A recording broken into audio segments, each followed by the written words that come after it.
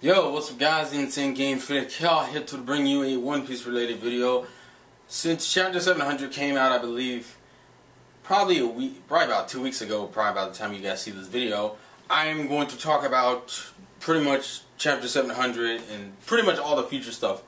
All the theories I have. I usually do this on my second channel, but for the sake of One Piece content that I like to be a little consistent in here on this channel, and because a lot of you may not be subscribed to my second channel, because my second channel only has like a little bit over 1,000 subscribers, and I think this channel has almost 8,000? It's like 7,000 or something. I haven't really checked in a minute. I figured I'd go ahead and talk about this and just throw out my thoughts and ideas and all my predictions and things I have in the back of my mind. And the first thing I want to, and just so you know, chapter 701 comes out for Shonen Jump. Viz is Shonen Jump tomorrow, so I could wait, but I'm not going to. So you have an idea when this video is recorded, because it comes out every Monday at 1. Anyways, Eastern Standard Time. Alright, now I'm just talking. Alright, shut the fuck up, Terrell, and get to the point. Okay, so the first thing in terms of chapter 700 material, we get like 3 different names, I believe. It's Fujitora, which is apparently one of the new admirals, I guess. I mean, they had to have two. We had to have 2 new admirals because obviously Akainu is the head admiral, so it's like 2 other people and Kizaru, obviously because he moved up and whatnot. We know one of the admirals' name is Fujitora. Another name, we still don't know who the 7th Warlord is. We know 6 of the 7 before Don Flamingo quit and whatnot. And we also have Kanjuro, which is the samurai that was hanging out with Kinemon. Although we're still missing a samurai because it's Kinemon, Kanjuro, Mononosuke, and then whoever else was with them, which we still don't know where that person is. We know they're heading to a place called Zao, which is where old buddies, where Law's crew is at, which will be, yay! You know, I'm looking forward to seeing how the Heart Pirates interact with the Straw Hats. I mean, from that, if we take anything from the color page they did, at the New World color page, that I'm pretty for sure that I wonder how, like, Beppo and Chopper are going to interact for the hell of it. I'm just curious. Because I know a lot of people like Beppo. I'm also curious about the other 2 ones we kept seeing, the ones that are rocking the penguin outfits. I think that's what was on their outfits and whatnot, so that'd be cool. But anyways, getting into my whole theories and whatnot. Now, the One Piece podcast brought this up in their chapter review of chapter 700. When kids talking about who is this Apsa, this freelance writer who got all this information. If you notice in that scene where they show the island where Kid is at, you see this boat leaving around, and the boat has the name Thriller Bark on it. I'm pretty sure I'm not the only one who caught it, because I didn't catch it. As I said, the One Piece podcast caught it. But that whole thing with Thriller Bark, that probably means that the Apsa is Absalom, which then brings up the question, which Thriller Bark members are on that boat? Is it just Absalom and like Hogback, or is it Epsilon, Hogback, and Gecko Moria? To me, this is kind of like a BS confirmation that Gecko Moria is alive, which would make a lot of sense considering the whole Kaido situation. Considering Gecko Moria is the only character we know as of right now who has actually fought Kaido.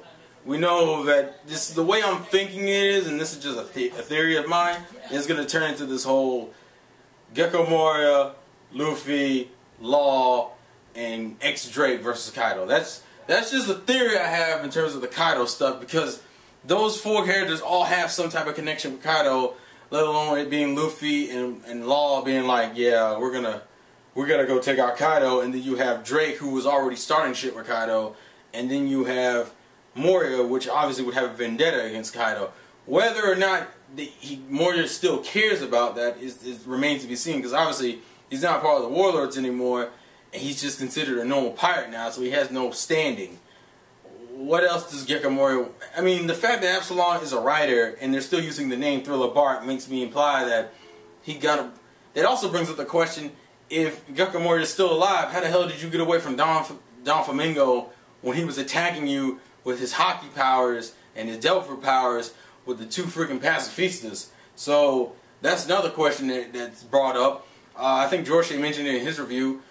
Since we saw Bonnie in this chapter, and she's obviously fine and everything, how the hell did she get away from Akainu which then brings up a whole bunch of questions about her devil fruit and their relationship, because it seemed like Bonnie had a vendetta against Akainu when he found her right off the bat. So we knew there was connection. Whether or not that connection had something to do with her getting away from Akainu was a different story. And then we had these questions with Drake, where it's like, okay, when right before the time skip started, you were instigating shit with Kaido's like places, like their spots. So if we're gonna take the time skip look for the supernovas as canon, which we have because almost all of them have been right, the ones we've seen so far, that means that either he did not fight Kaido, or maybe his thing with Kaido isn't to beat his ass. Maybe he was just trying to get his attention for something else. Maybe Drake works for Kaido. I don't even know. There's a lot of things about Drake and Kaido we don't know. We know he has some type of connection with Kaido. Whether Drake has realized the whole thing with the smiles and the artificial zones or whatever the fuck, there's an issue there, and there's something going on there. Now, in terms of the arcs we have ahead, we have Dressrosa, which apparently the main goal here is to essentially save Kanjuro and destroy the Smile Factor, while Don Flamingo goes and gets Caesar. But the thing is, Law has to know that there's no way. Obviously, this is him trying to avoid a fight with Don Flamingo. He does not want to fight Don Flamingo directly. That is his thing. Which brings up the question, but at the same time, I don't know if that's his thing, because he knew once he threatened Don Flamingo with the whole quitting the Warlords thing, he was like, how's this gonna go? But he knew, but I guess he was banking on the fact that he was banking on the fact that Don Flamingo will care way more about his position with Kaido than he would with his position with the Marines or the government. But my whole thing is this: he's trying to avoid a fight with Don Flamingo. Does that mean he doesn't think he can beat Don Flamingo, or does that mean it does not suit him well to fight Don Flamingo? Because we've seen what Law can do. It's not like Law is a weak character, so does he think that they can't beat Don Flamingo or what? Because when they go and destroy the factory, they're banking on the fact that I know Law's plan has to have something to do with destroying the factory, getting the fuck out, and going to go get his crew, and then going to beat the shit out of Kaido. I mean, I think that's what Law's plan is. What's actually going to end up happening is they're probably going to fight Don Flamingo. I'm pretty sure they're going to fight Don Flamingo, because it's Luffy. You can't have Luffy in any arc and expect the plan to go exactly the way it wants to. And I know Law's not really accustomed to this shit yet, but that's how it's probably going to work. Meaning, Luffy's going to end up dicking around. They're going to stay there way longer than they need to. Don Flamingo's going to show up while we have Fujitora, who we don't even know who this dude is or what he looks like, is going to show up too, and this is going to become a clusterfuck, because pretty much, it's like, in considering this is I'm assuming we're probably going to get Don Flamingo's backstory somewhere around here. Obviously, Fujitora has this whole thing against Law and Luffy, which I think another point that was brought up is that Law is probably going to lose his Warlord title, because you can't team up with Luffy and that be a public thing and expect to keep that title. Then again, it brings up the question, why the hell did he need to become a Warlord in the first place? What did the Warlord status give Law that he didn't already have? I mean, he hasn't been doing anything that would warrant the government giving a shit in the first place. I mean, if his main goal has been from the beginning to take out Kaido, what does having the Warlord name give you? There's got to be something in particular Law was using that title for him. We still don't know what that is either, because I can't think of. The Caesar thing was not. I think the Caesar thing was a part of it. Maybe that's what it was. But then again, it brings up the question: how did you even know the Caesar was on the thing? But you could always chalk that up to, well, he used to be a part of his crew. And it also brings up when the hell Law left Don Flamingo's crew and why he left Don Flamingo's crew, because they do have eerily similar mindsets in a sense. So it does bring up a question there. The whole, in terms of the Wano stuff, I'm curious when that's going to show up, because I could see Fujitora showing up either in Dressrosa or Wano. Those are the two places. It also brings up, and we still don't know anything about what Kinemon wants to go to Zao for, and what they were looking for at Zao, because obviously that's a secret, quote unquote. I don't know what that is. I have an idea, but I don't think it's it's not really a concrete enough an idea to say. I want to make the argument, since it seems like Kinemon's whole thing has been to rescue people. I feel like it may have something to do with legendary swordsman in Zhao, or maybe, or that was either that, or maybe it has something to do with his wife, or you know, Mononosuke's mother. There's only two things I have popping out of my head for those two things. The way logic is probably in terms of them fighting Don Flamingo. I'm curious if I mean, obviously I said I'm not totally sure if Law doesn't think he can take old boy, or he just isn't really worrying about it. I'm not totally sure. I also feel like Baby 5 is going to get a lot more involved in these. I feel like there's going to be a gag with her and probably Frankie for the sake of comedy. And I know that sounds retarded, but I don't know why. Like that prequel fight they had on Punk Hazard makes me feel like that's how it's going to go. Whether I'm not gonna lie, my mind is kind of going Baby 5 Straw Hat. Hey, listen, it's way too early to say that, but she is another character I am thinking about in terms of that, because her gag does work well for that. But obviously, that's just me on some bullshit. Obviously, the chapter also hinted at Crocodile, even though we don't know that's Crocodile, but most people are assuming that's Crocodile, and Jinbei stuff. Now, Jinbei now being aware of the alliances and knowing he has to deal with his stuff with Big Mom, how is this going to go? Because now we have the Kid pirates who we're pretty sure are going after Big Mom, considering Kid was already instigating shit with Big Mom to begin with. My logic now thinks that somebody's going to get wrecked. Like, I feel like by the time they're done with what they need to do, Big Mom is going to either have wrecked certain pirates, either wreck the Kid Alliance or fucked up Jinbei. One of those two things are going to happen.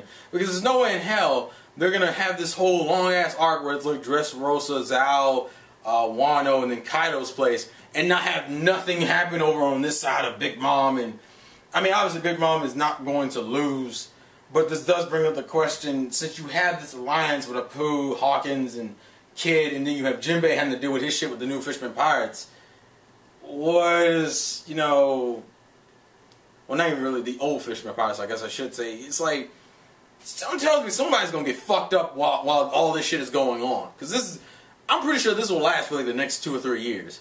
Like, in terms of this huge arc, and that's if it goes completely the way I'm thinking it goes, unless Luffy and Law have to make some type of detour in the middle, which may also possibly happen. And if that happens, I'm betting that happens after Law gets his crew back. It could happen after Dressrosa, but I don't believe that. I honestly believe it'll happen before. It'll happen after they get their crew back and they go to Zhao, because they probably gonna have to address all the Zhao shit. I feel like Wano is still a ways off. Like, I know it's like, oh, we're going to Wano next, but like, that's implying Dressrosa shit takes a little while, and it's One Piece for one. And Dressrosa, considering I expect them to fight, I expect a confrontation with Don Flamingo, and then the whole Devil Fruit. I think it's a very weird situation. I feel like maybe this new admiral might end up eating that Devil Fruit, which would be an interesting situation if nothing else. Because, and the only reason why I say that is because, but then again it brings up the question, considering someone made the argument that the admirals all had Logia fruits to begin with. We had what? Ice, lava, magma, and light. Now we probably have light, water. We haven't seen a water Devil Fruit, so I'm betting maybe Fujitora has a water Devil Fruit or something, and maybe what? Actually, you know, they're not gonna do that. This is really crackpot theory. If Inaru was a marine, this is like, that was really. But I'm just like, when you think of the elements, what elements is there left? Like, unless you're talking about like the earth, there aren't earth Devil Fruits, so those are the only other Devil Fruits I can think of. Someone controlling the ground or the earth. You have earth, water, and light. That's what I think it is. I think Fujitora may have a water or earth type Devil Fruit. But in terms of the actual Ace's Devil Fruit, I feel like that would be a perfect time to put in a gag for Luffy being like, I don't really give a fuck about that Devil Fruit. Ace is dead. You know what? I mean, obviously this will, if nothing else, this will make Luffy want to kick Don Flamingo's ass. This will instigate a fight, if nothing else. And I think that's what it is. I think that's how it's going to work. It's not that Luffy really gives a damn about, you know, the Devil Fruit itself, but he's annoyed that Don Flamingo is intentionally trying to instigate shit with him with the Devil Fruit, which will instigate him into a fight, which is something the law obviously doesn't want because he's trying to take care of all this shit before Doflamingo gets back, implying that it takes Doflamingo a while to do so. Plus that destroying the factory would take Doflamingo a decent amount of time to rebuild the factory, get these are the materials he needs to do all the small shit again, in which case puts him in a bad position with Kaido, because Kaido, then again, we don't know what kind of person Kaido is, so I guess that also brings up, I would bet an Emperor would be kind of impatient. I mean, if you're creating a zone army, you don't seem like a fucking character who's like, oh, I'm so chillax about everything. We've seen Big Mom is fucking nuts. Blackbeard is fucking crazy. Shanks is just kind of chilled and shit. I doubt Kaido is chilled. And obviously we still got this, and then the whole Moria situation. This also brings up the question, since we know Through the Bark is now becoming back more in the canon story, where's Perona at? I mean, Perona hasn't associated with these guys for 2 years because she's been on the island with Zoro Mihawk. What is Perona doing? I'm just curious. I mean, plus that, we still don't even know what fuck Perona's ability is. Like, we just know she has ghost powers, but we don't even know if that's a Devil Fruit or not. Which is another thing that's kind of curious, but we'll see. I'm trying to think if there's anything else I want to talk about. I think that's about it. Oh, and I guess the only other thing I'll mention is some expectations I'm hoping. For the next few arcs, I know this is probably not going to happen because it's older. I kind of want him to lay off the Zoro fanboying for a while. What I mean by that is Zoro's consistently badass in every arc he's in. He always has like 1 or 2 badass moments.